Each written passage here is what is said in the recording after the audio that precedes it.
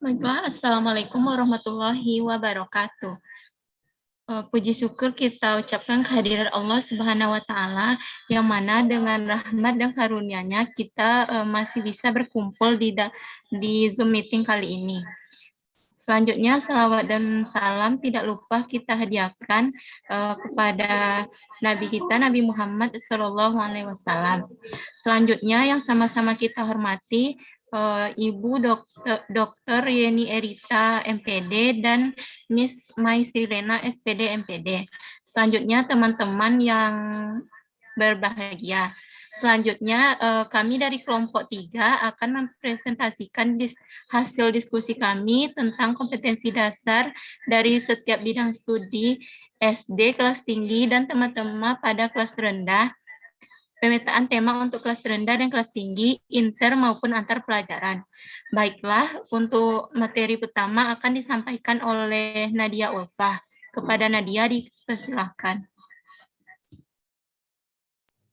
Baiklah, Assalamualaikum warahmatullahi wabarakatuh.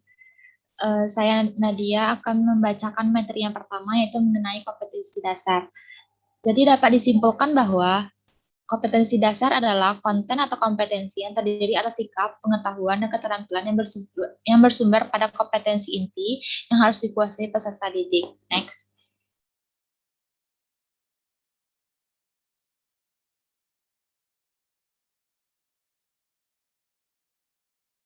Selanjutnya yaitu konsep tentang kompetensi dasar di kelas tinggi.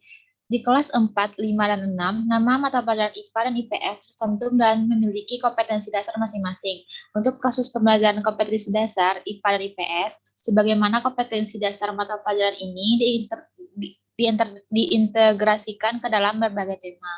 Oleh karena itu, proses pembelajaran semua kompetensi dasar dari semua mata pelajaran terintegrasi dalam berbagai tema. Beban belajar dinyatakan dalam jam belajar setiap minggu untuk masa belajar selama 1 semester. Beban belajar di kelas 4, 5, dan 6 masing-masing 36 jam setiap minggu. Jam belajar SD adalah 35 menit. Next.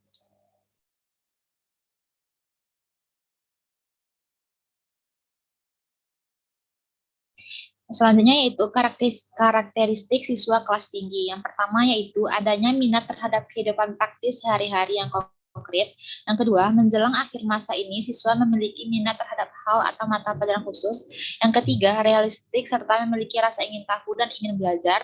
Yang keempat, pada umur 11 tahun, anak memerlukan bantuan guru atau orang dewasa yang lainnya. Yang kelima, anak memandang nilai sebagai ukuran yang tepat mengenai prestasi sekolah. Yang keenam, anak-anak gemar membentuk kelompok sebaya. Next.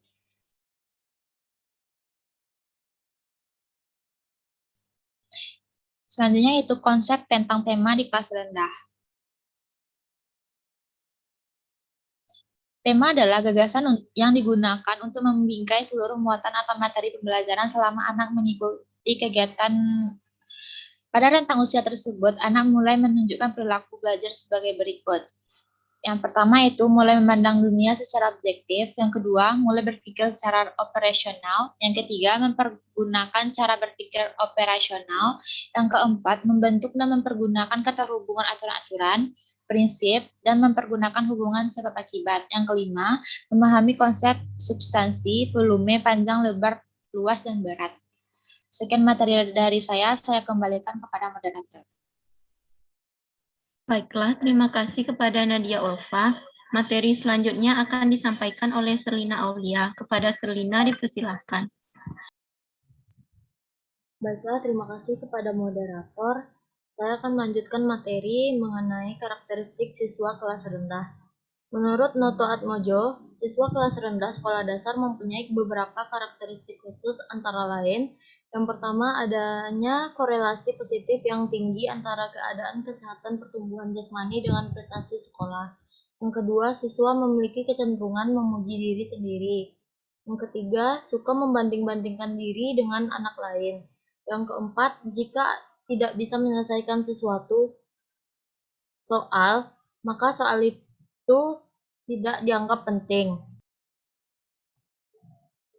Yang kelima, anak pada masa ini terutama umur 6-8 tahun menghendaki nilai yang baik tanpa mengingat apakah prestasinya memang pantas diberi nilai baik atau tidak.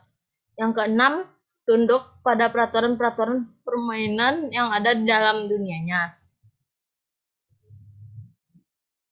Selanjutnya, pemetaan kompetensi dasar.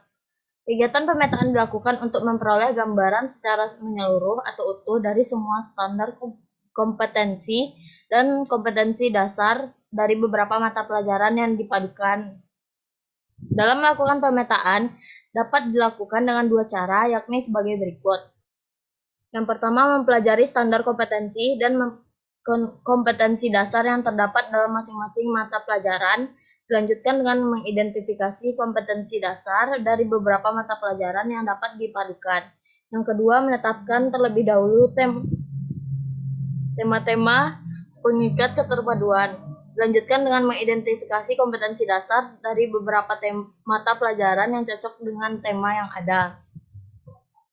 Selanjutnya, pemetaan tema. Pemetaan tema adalah suatu kegiatan untuk memperoleh gambaran secara menyeluruh dan utuh semua standar kompetensi, kompetensi dasar, dan indikator dari berbagai mata pelajaran yang dipadukan dalam tema yang dipilih. Tema menjadi pengikat keterkaitan antara satu mata pelajaran dengan mata pelajaran lainnya. Pada model pembelajaran tematik, guru menyajikan pembelajaran dengan tema dan subtema yang disepakati dan dihubungkan dengan antar mata pelajaran sehingga siswa-siswi memperoleh pandangan dan hubungan yang utuh tentang kegiatan dari mata pelajaran yang berbeda-beda. Menurut Sukayati 1998. Contoh pemetaan tema untuk kelas rendah dan kelas tinggi bisa teman-teman lihat pada slide. Sekian materi dari saya kembalikan kepada moderator. Baiklah, terima kasih kepada Selina Aulia. Materi selanjutnya akan saya sampaikan sendiri. Next. Ini galak. Tahap pemetaan tema. Tahap pertama yaitu perancangan oleh guru yang merupakan peringkat yang paling penting. Di dalam perancangan ini dapat membantu guru dalam bentuk pengembangan tema dari perspektif kurikulum berdasarkan tema yang dipilih. Garis paduan permasalahannya dapat dilihat di PPT. Yang pertama adanya tujuan. Tujuan ini dimaksudkan untuk mengapa mempelajari topik itu. Kedua, bahan, kesesuaian bahan dengan indikator. Sejauh mana tujuan yang dicapai. Ini berfungsi atas pelaksanaan perubahan yang boleh dilakukan. Selanjutnya, bagaimanakah mengetahui apa saja yang telah dipelajari. Di dalam hal ini diketahui strategi penilaian formatif dan sumatif yang akan digunakan oleh guru dan murid. Selanjutnya, cara terbaik untuk belajar. Merancang dan memilih aktivitas yang berkaitan dengan masalah utama, bagian yang ingin dipelajari akan membantu dalam penentuan tema.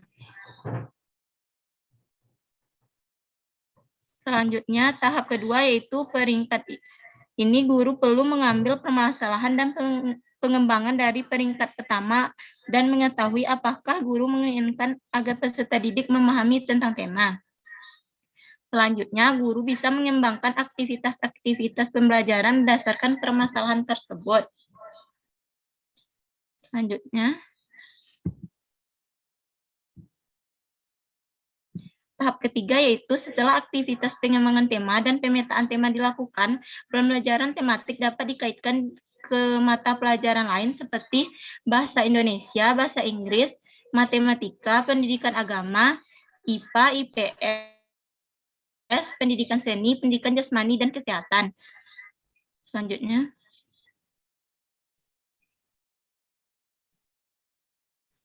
Pemetaan keterhubungan KD dan indikator ke dalam tema. Trianto 2011 halaman 324 menyatakan pemetaan KD dan indikator ke dalam tema dimulai dengan kegiatan sebagai berikut. Yang pertama, memetakan semua mata pelajaran yang dijabarkan di kelas 1 sampai 3.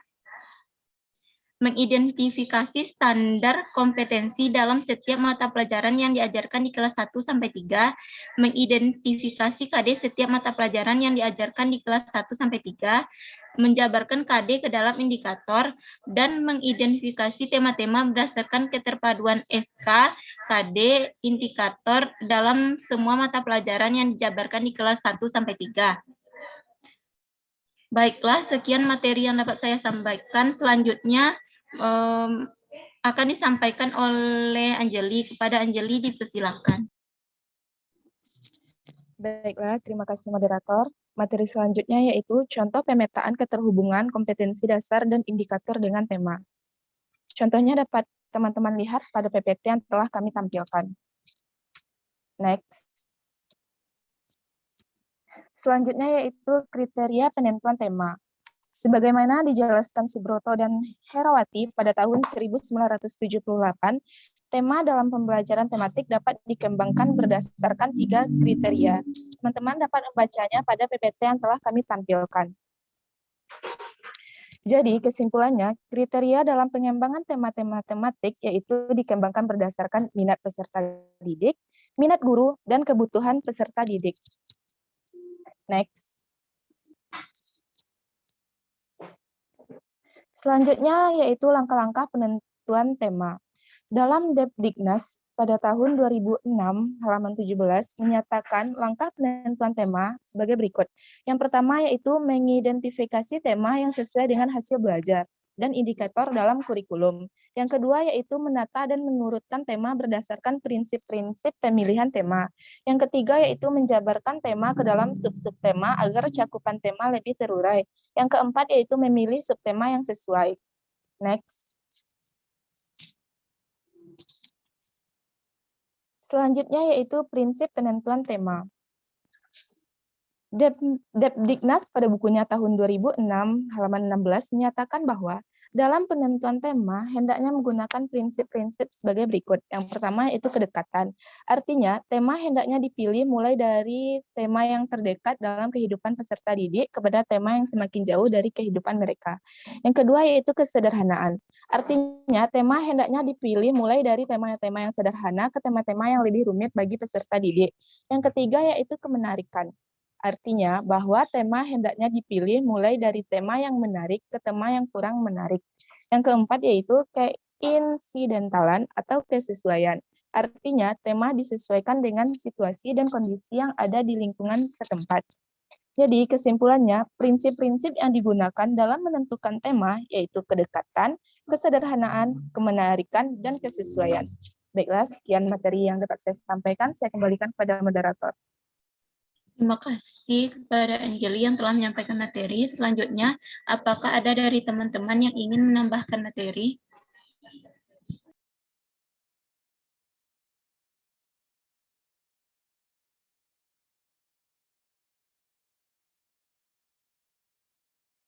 Selanjutnya, jika tidak ada dari teman-teman yang ingin menambahkan materi, apakah ada dari teman-teman yang ingin bertanya?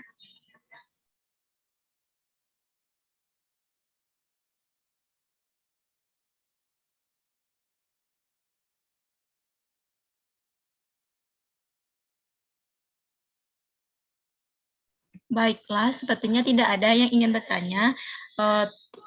Baiklah, terima kasih kepada teman-teman yang telah berpartisipasi di dalam diskusi kita kali ini. Mohon maaf atas segala kesalahan. Wassalamualaikum warahmatullahi wabarakatuh.